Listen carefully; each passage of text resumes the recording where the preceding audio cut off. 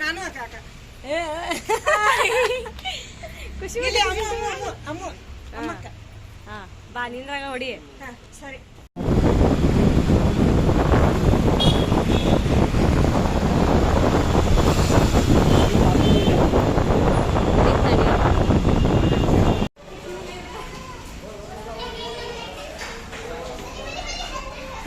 ಈಗ ಒಬ್ಬೊಬ್ರು ಹೋಗ್ರಿ ಹಾಯ್ ಹೇಳ್ರಿ ಹಾಯ್ ಹೇಳ್ರಿ ಬರ್ಬೇರಿ ಹಾಯ್ ಹಾಯ್ ದೈವಿಕ್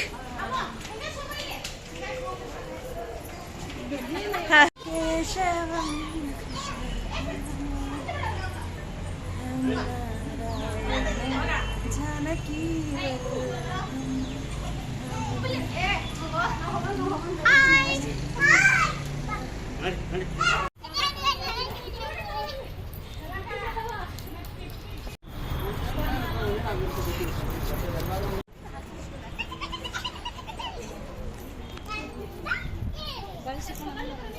ಸರಿ ಅಂಟಿಲಿ ಸರಿ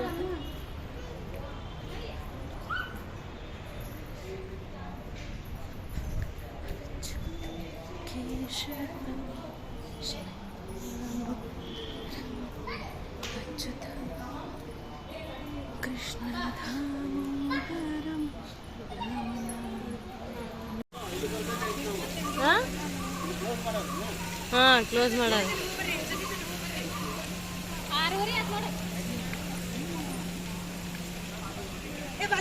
ಬರ್ಲಿ ಬರ್ಲಿ ಇಬ್ರು ಬರ್ಲಿ ಹಾಯ್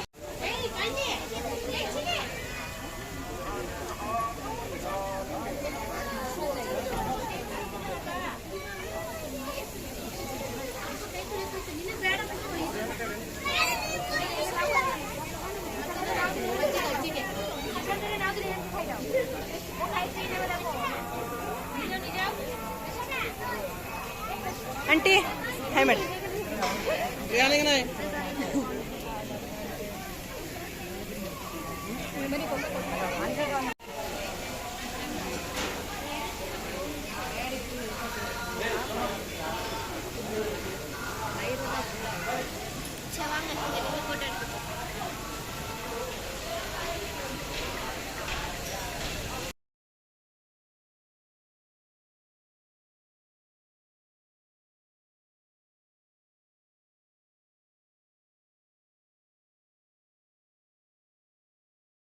ಗುರುದೇವ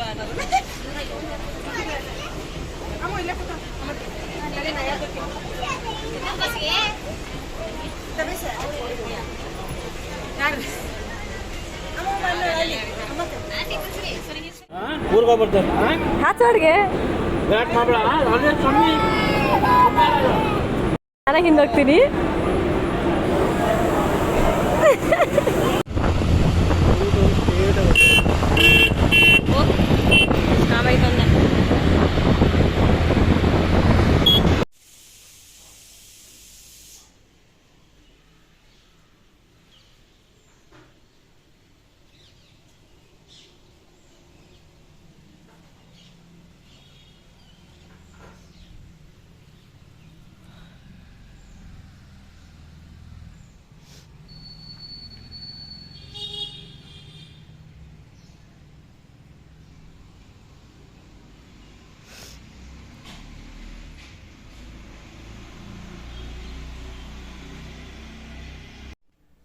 ಇದು ನೆಕ್ಸ್ಟ್ ಡೇ ಮಾರ್ನಿಂಗ್ ಆಗಿದ್ದರಿಂದ ಬೆಳಗ್ಗೆ ಸ್ವಲ್ಪ ಗ್ಯಾಸ್ ಎಲ್ಲ ಕ್ಲೀನ್ ಮಾಡಿಕೊಂಡೆ.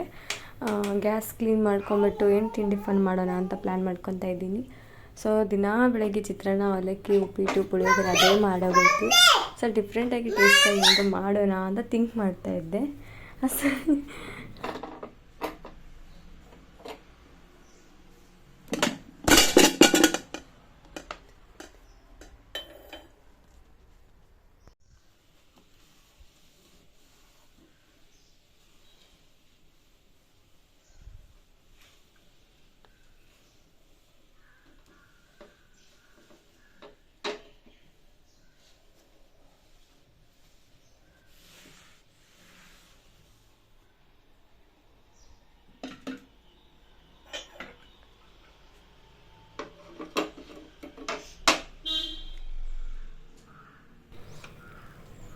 ಸೊ ನಾನು ಈ ಕಡೆ ಸಾಂಬಾರು ಬಿಸಿ ಮಾಡೋಕ್ಕಿದ್ದೆ, ಈ ಕಡೆ ಟೀ ಮಾಡೋಕ್ಕಿಟ್ಟಿದ್ದೆ.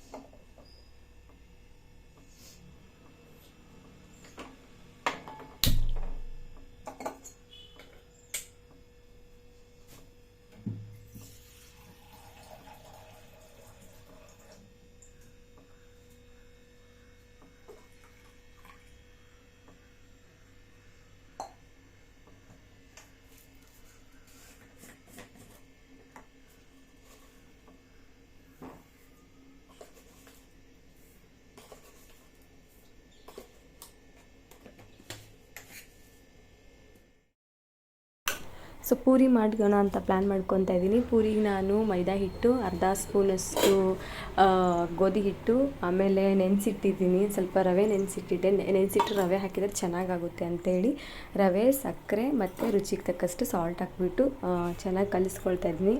ಹೇಗೆ ಅಂತಂದರೆ ಚಪಾತಿ ಹಿಟ್ಟು ನಾವು ಹೇಗೆ ಕಲಿಸ್ತೀವಿ ಹಾಗೆ ಕಲಿಸಿದ್ರೆ ಪೂರಿ ಮಾತ್ರ ಸೂಪರಾಗಿ ಬರುತ್ತೆ. ಯಾಕೆಂತಂದರೆ ನಾವು ನಾರ್ಮಲಾಗಿ ಚಪಾತಿ ಹೇಗೆ ಲಟ್ಟಿಸ್ತೀವಿ ಹಾಗೆ ಲಟ್ಟಿಸಿದ್ರೆ ಹಿಟ್ಟು ಹಚ್ಕೊಂಡು ನಾರ್ಮಲಾಗಿ ಸಾಫ್ಟಾಗಿ ಬರುತ್ತೆ, ಯಾವುದೂ ಹಾರ್ಡ್ ಆಗೋಲ್ಲ, ಆಮೇಲೆ ಗಟ್ಟಿ ಆಗೋಲ್ಲ, ಆಯಿಲ್ ಜಾಸ್ತಿ ಹೀರ್ಕೊಳ್ಳಲ್ಲ. ಸೊ ಅದಕ್ಕೋಸ್ಕರ ನಾನು ಈ ಥರ ಮಾಡ್ಕೊಂಡಿದ್ದೀನಿ. ಸೊ ಈ ಥರ ಕಲಸಿ ನೆನೆಸಿಡ್ತಾ ಇದ್ದೀನಿ ಇವಾಗ ಒಂದು 10 ಮಿನಿಟ್ಸು.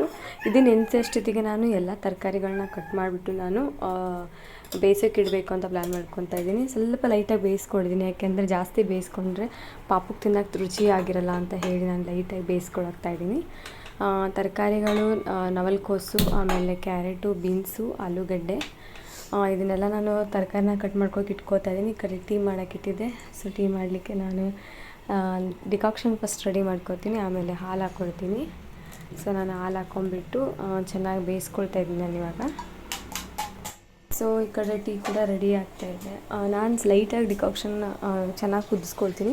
ಕುದಿಸ್ಕೊಂಡಿದ್ದಾದಮೇಲೆ ಒಂದು ಗ್ಲಾಸ್ ಆಗೋಷ್ಟು ನಾನು ಹಾಲು ಹಾಕ್ಕೊಂಡ್ಬಿಡ್ತೀನಿ. ಅವಾಗೇನಾಗುತ್ತೆ, ಟೀನ ತಿಕ್ನೆಸ್ ಆಗಿ ಬರುತ್ತೆ. ಸೊ ಕುಡಿಯೋಕ್ಕೂ ಟೇಸ್ಟಾಗಿರುತ್ತೆ. ಡೈರೆಕ್ಟಾಗಿ ಹಾಲಲ್ಲಿ ಬೇಯಿಸಿದ್ರೆ ಚೆನ್ನಾಗಿರಲ್ಲ.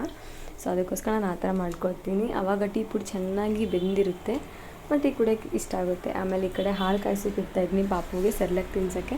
ಡೈಲಿ ನಾನು 8 ಗಂಟೆ 7:30 8 ಗಂಟೆಗೆ ನಾನು ಸೆರ್ಲಾಕ್ ತಿನ್ನಿಸಿದ್ರೆ ಪಾಪುಗೆ, ಮತ್ತು 10 11 o'clock ನಾನು ಏನು ಟಿಫನ್ ಮಾಡಿರ್ತೀನಿ ಅದನ್ನು ಕೊಡ್ತೀನಿ ಅವನಿಗೆ. ಸೊ ನಾನು ಹೇಳಿದ್ನೆಲ್ಲ ಸಾಗು ಮಾಡಲಿಕ್ಕೆ ನಾನು ಬೀನ್ಸು, ಕ್ಯಾರೆಟು, ಆಲೂಗಡ್ಡೆ, 2 ನವಲ್ಕೋಸು ತೊಗೊಂಡಿದ್ದೀನಿ. ಸೊ ನಾನು ಎಲ್ಲನೂ ಚಿಕ್ಕ ಚಿಕ್ಕದಾಗಿ ಕಟ್ ಮಾಡಿ ಚೆನ್ನಾಗಿ ನಾನು ಬೇಯಿಸ್ಕೊಳ್ತೀನಿ. ಚೆನ್ನಾಗಿ ಬೇಯಿಸ್ಕೊಳ್ತೀನಿ ಅನ್ನೋಕ್ಕೇನು ಜಾಸ್ತಿ ನಾನು ಬೇಯಿಸ್ಕೊಳ್ಳಲ್ಲ. ಪಾಪುಗೆ ತಿನ್ನೋಕ್ಕೆ ಲೈಟಾಗಿ ಕೈಗೆ ಸಿಗಬೇಕು. ಸೊ ಪಾಪು ಕೈಗೆ ಸಿಗಬೇಕು ಅಂಥೇಳಿ ನಾನು ಲೈಟಾಗಿ ಬೇಯಿಸ್ಕೊಂಡಿರ್ತೀನಿ. ಸೊ ನಾನು ಇವಾಗ ಇದನ್ನು 4ರಿಂದ 5ರಷ್ಟು ನಾನು ಬೀನ್ಸು, ಆಮೇಲೆ ನವಲ್ಕೋಸು ತುಂಬಾ ಚೆನ್ನಾಗಿ ಟೇಸ್ಟಾಗಿ ಬರುತ್ತೆ ಆ ಸಾಗುಗೆ. ಸೊ ನವಲ್ಕೋಸು ಮನೇಲಿತ್ತು ಆ್ಯಂಡ್ ಫ್ಲವರ್ ಇರಲಿಲ್ಲ ಆ್ಯಂಡ್ ಬಟಾಣಿ ಇರಲಿಲ್ಲ. ಬಟಾಣಿ ಇದ್ದರೆ ಇನ್ನೂ ಸೂಪರಾಗಿ ಬರುತ್ತೆ ಅಂತ ನನ್ನ ಅನಿಸಿಕೆ. ಆಮೇಲೆ ನಾನು ನೆನೆಸಿಟ್ಕೊಂಡಿರೋ ನಾನು ಬಾದಾಮಿ ಮತ್ತು ಗೋಡಂಬಿ ಮತ್ತು ಗಸಗಸೆ, ಇದು ಮೂರು ನಾನು ಸ್ವಲ್ಪ ಲೈಟಾಗಿ ಗಸಗಸೆ ತೊಗೊಂಡು ನಾನು ನೆನೆಸಿಟ್ಟಿರ್ತೀನಿ. ಸೊ ನೆನೆಸಿ ಒಂದು 10 ಮಿನಿಟ್ಸ್ ನೆನೆಸಿಟ್ಟಿದ್ಮೇಲೆ ನಾನು ಮಿಕ್ಸಿಗೆ ನಾನು ನೆನೆಸಿಟ್ಟಿರೋದೆಲ್ಲ ಹಾಕಿ, ಆಮೇಲೆ ಕಡಲೆಪಪ್ಪು, ಕೊಬ್ಬರಿ, ಆಮೇಲೆ ಪುದೀನ, ಮೆಣಸಿನ್ಕಾಯಿ, ಕೊತ್ತಂಬರಿ, ಆಮೇಲೆ ಸ್ವಲ್ಪ ಸಾಲ್ಟು, ಸೊ ಇದನ್ನೆಲ್ಲ ಹಾಕ್ಕೊಂಬಿಟ್ಟು ನಾನು ಮಿಕ್ಸಿ ಮಾಡ್ಕೋತೀನಿ, ಪೇಸ್ಟ್ ಮಾಡ್ಕೋತೀನಿ. ಇದಕ್ಕೆ ನಾನು ಚಕ್ಕೆ, ಲವಂಗ, ಏಲಕ್ಕಿ, ಆಮೇಲೆ ಶುಂಠಿ ಮತ್ತು ಬೆಳ್ಳುಳ್ಳಿ, ಸೊ ಇದನ್ನೆಲ್ಲ ಹಾಕ್ಕೊಂಬಿಟ್ಟು ನಾನು ಚೆನ್ನಾಗಿ ಪೇಸ್ಟ್ ಮಾಡ್ಕೊಳ್ತೀನಿ. ತುಂಬ ನುಣ್ಣಗೆ ಪೇಸ್ಟ್ ಮಾಡ್ಕೊಂಡಾಗ ಸಾಗು ಚೆನ್ನಾಗಿ ಬರುತ್ತೆ. ಸೊ ನಾನಿವಾಗ ಒಗ್ಗರಣೆಗೆ ಪಾತ್ರೆ ತೊಗೊಂಡಿದ್ದೀನಿ. ಬಾಣಲೆಯಲ್ಲಿ ನಾನು ಪೂರಿ ಕರಿಬೇಕು ಅಂತೇಳಿ ನಾನು ಬಾಣಲೆಗೆ ನಾನು ಒಗ್ಗರಣೆ ಹಾಕ್ಕೊಳ್ತಾ ಇದ್ದೀನಿ. ಇದಕ್ಕೆ ನಾನು ಚಿಕ್ಕದಾಗಿ ಈರುಳ್ಳಿ, ಕರಿಬೇವು ಎಲ್ಲ ಹಾಕಿ ಚೆನ್ನಾಗಿ ಫ್ರೈ ಆದಮೇಲೆ ಬೇಯಿಸ್ಕೊಂಡಿರೋಂತಹ ನಾನು ಪೇಸ್ಟ್ ಕೂಡ ಆ್ಯಡ್ ಮಾಡ್ಕೊತೀನಿ. ಸ್ವಲ್ಪ ಚಿಕ್ಕದಾಗಿ ಟೊಮಾಟೊ ಆದರೆ ಟೊಮಾಟೊ ಹಾಕ್ಕೋಬೋದು, ಇಲ್ಲಾಂದರೆ ಇಲ್ಲ. ಸೊ ನಾನು ಟೊಮಾಟೊ ಕೂಡ ಹಾಕ್ಕೊಂಡಿದ್ದೀನಿ ಟೇಸ್ಟಾಗಿ ಬರಲಿ ಅಂತೇಳಿ. ಸೊ ಸ್ವಲ್ಪ ಸಾಲ್ಟ್ ಹಾಕ್ಕೊಂಡಾಗ ಎಲ್ಲನೂ ಬೇಗನೆ ಬೇಯುತ್ತೆ ಅಂತೇಳಿ ಸ್ವಲ್ಪ ಸಾಲ್ಟ್ ಕೂಡ ಹಾಕ್ಕೊಂಡು ಚೆನ್ನಾಗಿ ಬೇಯಿಸ್ಕೊಂಡಿದ್ದೀನಿ. ಆನಂತರ ಪೇಸ್ಟ್ ಮಾಡ್ಕೊಂಡಿರೋದನ್ನು ಪೇಸ್ಟ್ ಹಾಕಿ ಚೆನ್ನಾಗಿ ಫ್ರೈ ಮಾಡ್ಕೊತಿದ್ದೀನಿ. ಫ್ರೈ ಆದಮೇಲೆ ಬೇಯಿಸಿಕೊಂಡಿರೋಂತಹ ತರಕಾರಿ ಕೂಡ ಆ್ಯಡ್ ಮಾಡಿ ಚೆನ್ನಾಗಿ ಬೇಯಿಸ್ಕೊಳ್ತಾ ಇದ್ದೀನಿ.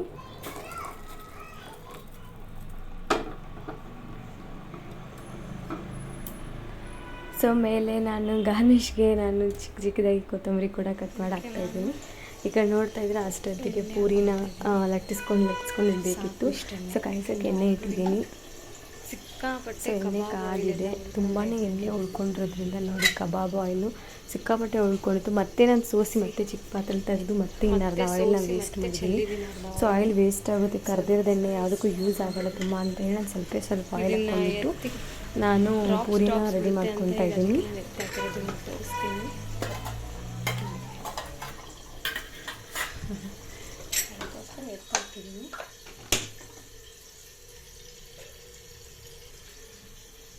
ಸೊ ಇದು ಕಾಯೋವರೆಗೂ ನಾನು ಲಟ್ಟಿಸ್ಕೊಡ್ತೀನಿ. ಪೂರಿನ ಚಪಾತಿ ಲಟ್ಸಿದ್ರೆ ತುಂಬ ಚೆನ್ನಾಗಿ ಬರುತ್ತೆ. ಒಂದು ಚಪಾತಿಯಲ್ಲಿ 2 ಪೂರಿ ಮಾಡಿಕೊಂಡ್ರೆ ಸೂಪರಾಗಿ ಬರುತ್ತೆ. ಇನ್ನು ಸೊ ನಾವು ಹೇಗೆ ಒಂದು ಚಪಾತಿ ಹೇಗೆ ತೊಗೊಂಡಿರ್ತೀವಿ ರೋಲು, ಅದೇ ಥರನೇ ಒಂದು ಚಪಾತಿ ರೋಲಲ್ಲಿ 2 ರೋಲ್ ಮಾಡಿಕೊಂಡ್ರೆ ಸೂಪರಾಗಿ ಬರುತ್ತೆ. ಸೊ ಇದ್ರ ನಾನು ಚಿಕ್ಕದಾಗಿ ರೋಲ್ ಮಾಡಿಕೊಂಡು ಫಸ್ಟ್ ನಾನು 5ರಿಂದ 6 ನಾನು ಪೂರಿನ ಲಟ್ಟಿಸ್ಕೊಳ್ತಾ ಇದ್ದೀನಿ. ಲಟ್ಟಿಸ್ಕೊಂಡಾಗ ಏನಾಗುತ್ತೆ ಅಂದರೆ ಮೀಡಿಯಮ್ ಫ್ಲೇಮಲ್ಲಿ ನಾವು ಎಣ್ಣೆ ಕಾಯಿಸ್ಕೊಂಡಾಗ ನಮಗೆ ಪೂರಿ ಚೆನ್ನಾಗಿ ಉಬ್ಬುತ್ತೆ, ಆಮೇಲೆ ಟೇಸ್ಟ್ ಕೂಡ ಬರುತ್ತೆ. ಲೈಟಾಗೂ ಬೇಡ, ಸ್ವಲ್ಪ ಜೋರಾಗೂ ಬೇಡ ಪೂರಿನ. ಸೊ ಈ ಥರ ಪೂರಿನ ನಾನು ಲಟ್ಟಿಸ್ಕೊಳ್ತಾ ಇದ್ದೀನಿ.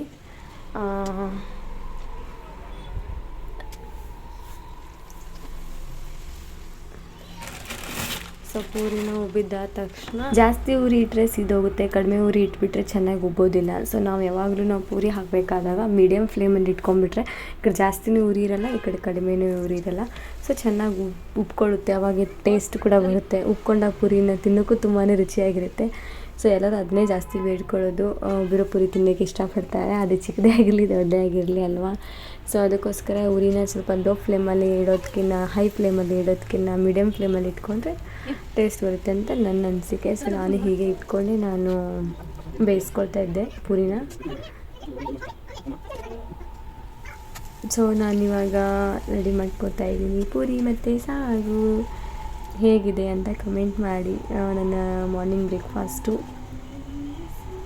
ಸೊ ನನಗಂತೂ ತುಂಬಾ ಇಷ್ಟ ಆಗಿದೆ. ಆ್ಯಕ್ಚುಲಿ ಅದು ಬೌಲು ಕೆಳಗಡೆ ಮನೆಯವರು, ಅವ್ರಿಗೆ ಸೊ ಕೊಡ್ತಾಯಿದ್ದೆ, ಸರ್ವ್ ಮಾಡಿ ಕೊಡ್ತಾಯಿದ್ದೆ. ಸೊ ನಾನು ಹಾಗೆ ವಿಡಿಯೋ ಕ್ಯಾಪ್ಚರ್ ಮಾಡ್ಕೊಂಡೆ, ಯಾಕಂದರೆ ಪಾಪುನೂ ಟಾರ್ಚರ್ ಮಾಡ್ತಾಯಿದ್ದ, ಗೊತ್ತಾಗ್ತಿದೆ ಅಲ್ಲ, ಅವ್ನು ವಿಡಿಯೋ ಮಾಡಬೇಕಾದ್ರೆ ಆಯಿತು ಅಥವಾ ವಾಯ್ಸ್ ಕೊಡಬೇಕಾದ್ರೆ ತುಂಬಾ ಹಿಂಸೆ ಮಾಡಿಬಿಡ್ತಾನೆ ನನಗೆ. ಸೊ ವಿಡಿಯೋ ಕ್ಲೀನಾಗಿ ಮಾಡಲಿಕ್ಕೆ ಕೊಡೋದಿಲ್ಲ.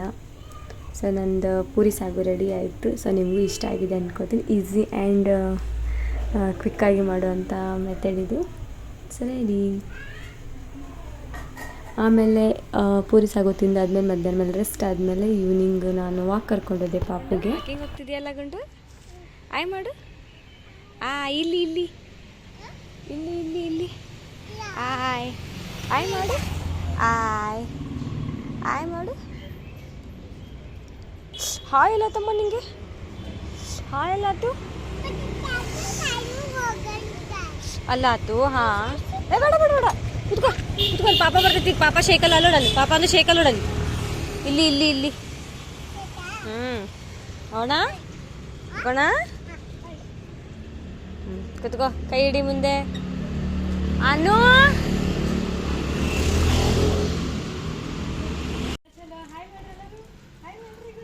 ಅಯ್ಯೋ ಗಾಡಿ ಬರ್ತೈತೆ.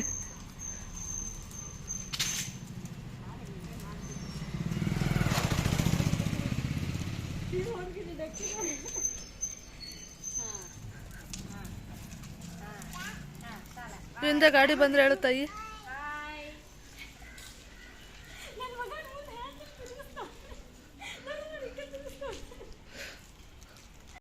ನೈಟ್ ಬಂದು ಪಾಪುಗೆ ಬಿಸಿ ರೈಸ್ ಮಾಡಿದೆ, ಅವನಿಗೆ ಮಿಕ್ಕಿ ಮೌಸ್ ಎಲ್ಲ ಹಾಕ್ಕೊಟ್ಟೆ, ಅವನನ್ನು ನೋಡ್ತಾ ಕೂತ್ಕೊಂಡಿದ್ದ. ಅಷ್ಟರೊಳಗಡೆ ನೈಟ್ ಆಯಿತು. ಈ ವಿಡಿಯೋ ಇಲ್ಲಿಗೆ ಎಂಡ್ ಮಾಡ್ತಾಯಿದ್ದೀನಿ. ಅವನಿಗೆ ನಾನು ಹಚ್ಕೊಟ್ಟಿದ್ದಕ್ಕೆ ನೋಡ್ತಾ ಕೂತ್ಕೊಂಡ. Thank you so much. Next ವಿಡಿಯೋಲಿ ಸಿಗೋಣ. ಅಲ್ಲಿವರೆಗೂ ಟೇಕ್ ಕೇರ್, ಬಾಯ್.